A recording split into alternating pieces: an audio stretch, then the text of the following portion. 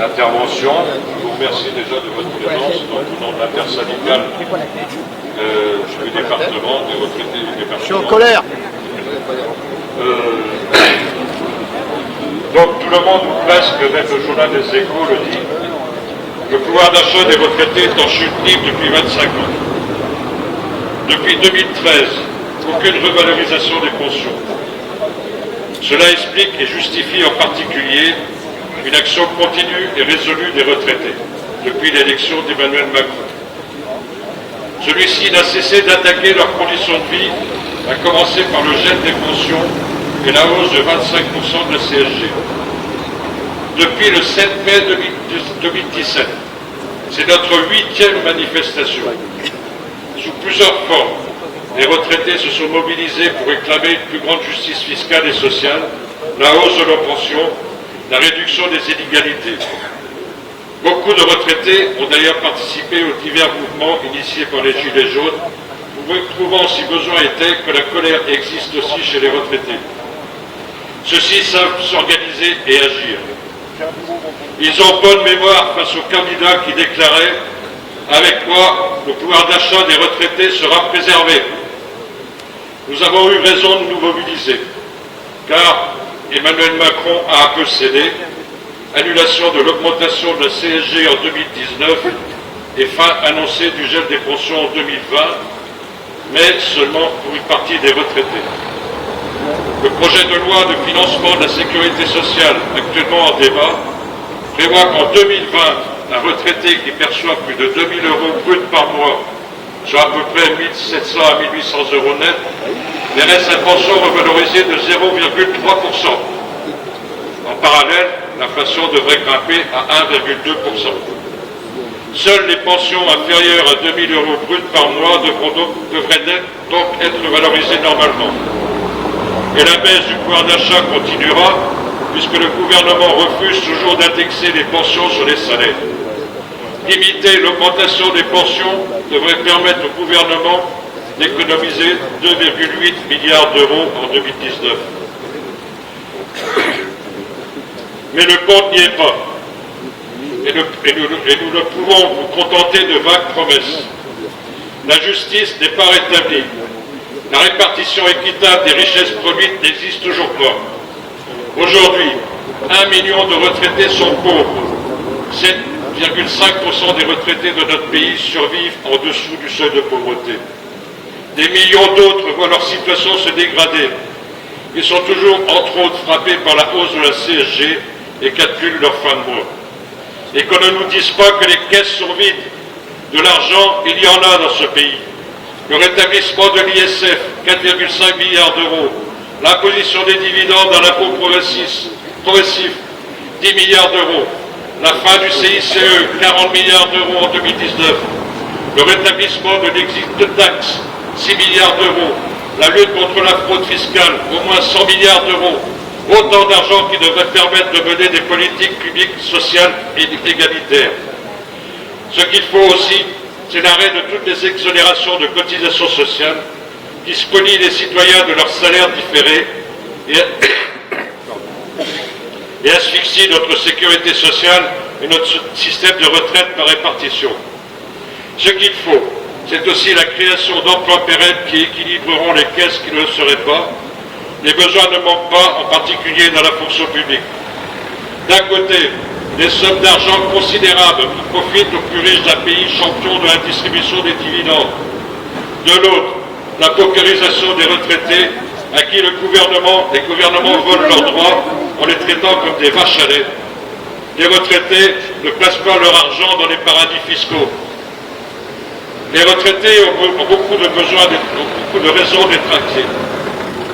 Le déremboursement des médicaments leur coûte cher.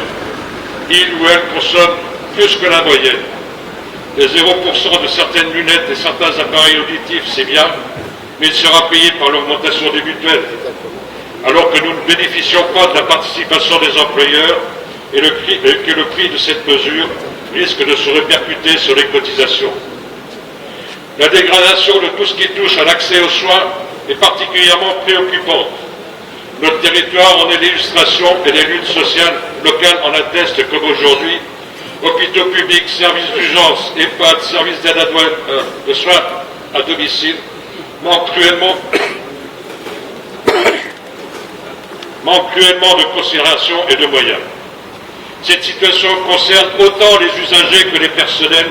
Ces derniers demandent depuis des mois, sans être entendus, l'embauche immédiate de 40 000 personnes. Les moyens aux collectivités locales continuent de diminuer. Fin de la taxe d'habitation, par exemple, ce qui va accélérer la disparition dramatique des services publics de proximité dont nous avons tant besoin chaque jour. Ce qui va aussi augmenter les taxes foncières et les taxes d'enlèvement des ordures ménagères. Sans réel débat citoyen, Internet devient chaque jour un peu plus obligatoire, tout en supprimant des emplois et des services. Les services publics doivent être entièrement dématérialisés en 2022. Comment faire sans ordinateur, une personne sur 5 souvent âgée, sans formation ou sans réseau adapté?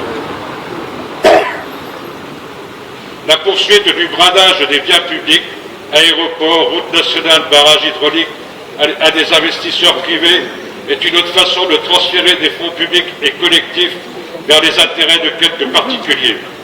À ce sujet, participons et faisons participer à la campagne pour un référendum d'initiative partagé contre la privatisation des aéroports de Paris. La réforme des retraites qui s'annonce correspond à une régression sociale majeure. Nous nous opposons à la transformation de nos régimes de retraite par répartition, solidaire et intergénérationnelle, en régime par points.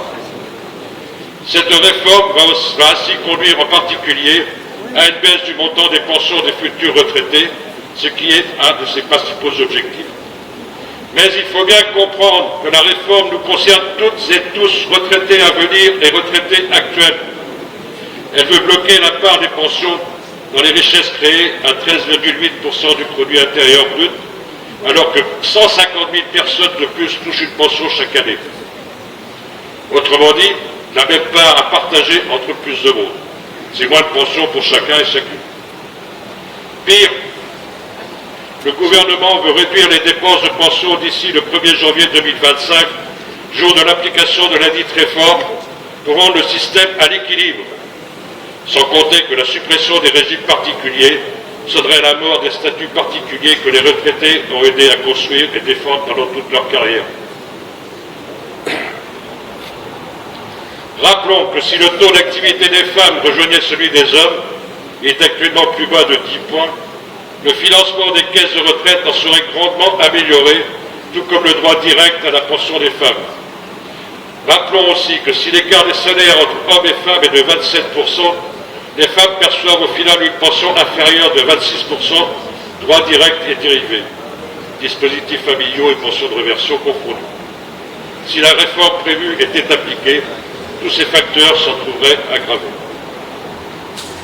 Il va de soi que sur le plan local, les retraités défendent toutes les luttes actuelles des travailleurs qui vont dans le sens de la justice sociale et de l'intérêt général. Nous sommes en particulier attachés à tout ce qui touche à la défense et à l'amélioration des services publics de proximité, l'hôpital, les urgences, l'école, la poste, les finances publiques, des EHPAD, sans oublier par exemple la situation des pompiers. Les retraités en ont assez d'être méprisés, maltraités, voire matraqués. On a à l'esprit le sort réservé à Geneviève Leguet, de retraité grièvement blessé par une charge de police à Nice lors d'une journée de gilet jaune, à qui Emmanuel Macron a conseillé de ne pas manifester à son âge et de rester chez elle. Nous ne sommes pas des nantis, des égoïstes, des privilégiés. Non, nous ne sommes pas stupides et naïfs au point d'accepter que l'on divise artificiellement les retraités en deux camps.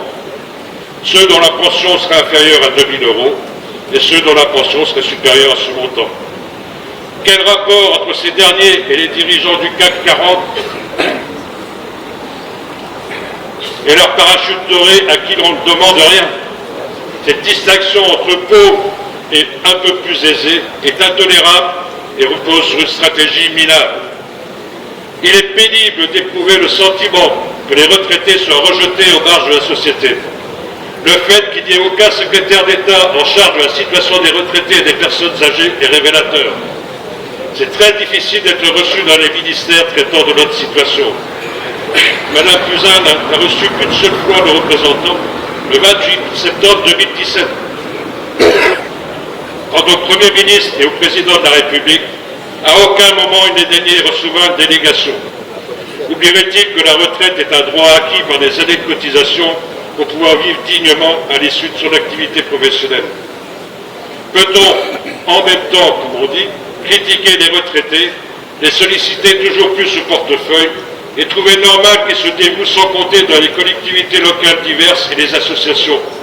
Peut-on, en même temps, leur dire qu'ils sont une part indispensable de la société et leur retirer peu à peu les moyens de leur autonomie, moyens qu'ils ou elles consacrent en partie aux autres, y compris à leur famille? Mépriser les retraités, c'est donc à la fois une faute sociale. Ils ou elles représentent 25% de la population, 30% du corps électoral.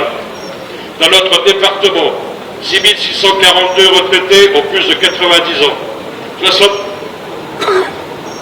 65 400 se situent entre 75 et 89 ans, excusez-moi, et 106 615 entre 60 et 74 ans. Mépriser les retraités, c'est aussi une faute économique. Leurs activités bénévoles dans une économie reposant essentiellement sur la consommation intérieure ont été estimées à un demi-point du PIB. Leurs dépenses représentent par exemple 48% de la consommation, 51% du logement, 50% des achats automobiles, 22 milliards dans le tourisme en 2018, etc. Et mépriser les retraités, c'est aussi une faute humaine. Il ne faut pas oublier en particulier que la génération actuelle de retraités sera la première à devoir s'occuper à la fois de ses parents et de ses enfants, voire de ses petits-enfants. La pire des choses serait de se résigner. Nous avons, par nos mobilisations, ouvert la brèche. Nous manifestons encore une fois aujourd'hui, toutes et tous ensemble, pour la suppression de la hausse de la CSG pour tous les retraités, la fin du gel des pensions pour toutes les retraites avec rattrapage des pertes subies au 1er janvier 2020, une fiscalité plus juste, la revalorisation de toutes les pensions en fonction de l'évolution des salaires, un minimum de pension à hauteur du SMIC pour une carrière complète, le maintien et l'amélioration des pensions de réversion, la prise en charge de la perte d'autonomie à 100% par la sécurité sociale et l'ouverture d'un droit universel dans le cadre d'un grand service public de l'aide à l'autonomie. La sauvegarde et le développement des services publics de proximité, l'abandon du projet Macron de loi de retraite universelle par points et le maintien des 42 régimes particuliers, le maintien du statut du fonctionnaire, seul garant de leur neutralité, et de dire non au tout numérique qui fragilise le nombre de retraités et les populations les plus fragiles. Dans un pays aussi riche du travail de ses salariés et de ses retraités que la France, ces revendications ne sont ni excessives ni utopiques. Elles correspondent à la fois à l'urgence des besoins exprimés par l'immense majorité de la population et à un choix de société. Faisons triompher ces revendications dans l'unité, celle des syndicats et associations de retraités, celle des travailleurs, celle des générations, et tenons-nous prêts pour d'autres journées d'action. Merci.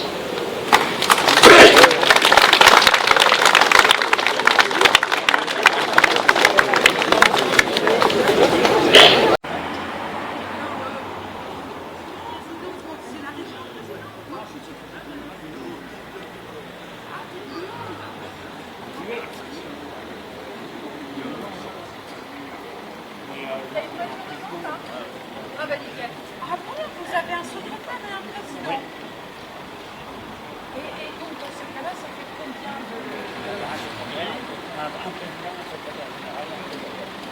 Et après, ça fait combien de secrétaires d'adjoints? Il y a 13 L'idée nantie, l'idée privilégiée, augmentation générale des pensions. L'idée nantie, l'idée privilégiée, augmentation générale des pensions.